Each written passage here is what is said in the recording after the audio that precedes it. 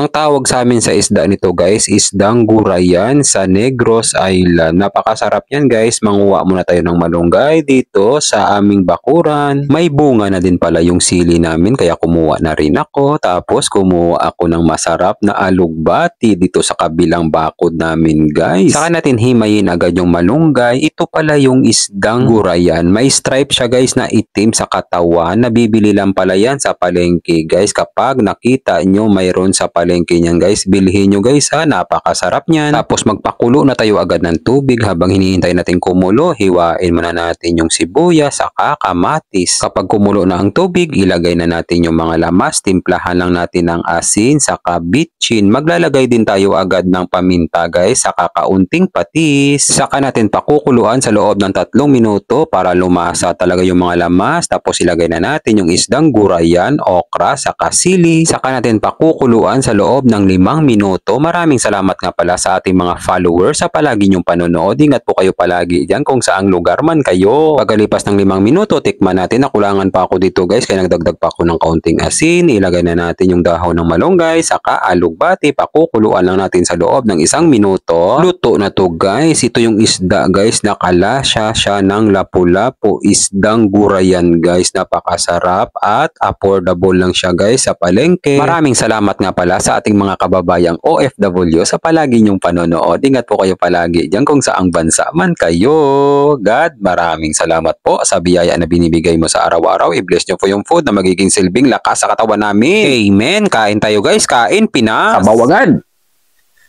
Sarap yan. Kampiyon ang sabaw guys. Malasa. Masarap yung ganitong isda guys. Gurayan. Hindi ko lang alam kung anong tawag dito sa Maynila. Pero sa amin sa probinsya, sa Negros Island, gurayan na isda. Yan guys. So, may mga guwit-guwit siya. Kaya gurayan ang tawag namin. Alugbati sa malunggay guys. Sarap yan.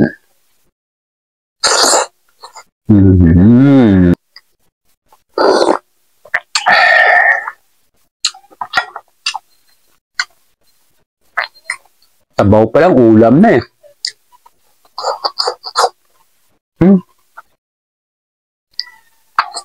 Kakaiba kasing lasa nito guys, ng gurayan, no?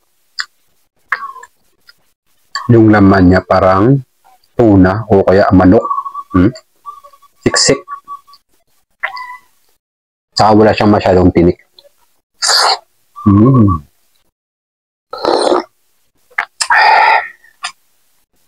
Madalang lang sa palengke ito guys, yung ganitong isda.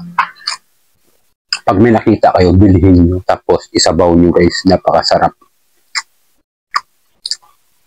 Gurayan guys ha.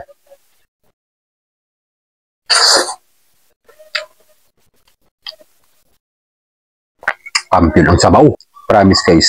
Hindi ako nagbibiro. Napakasarap niya.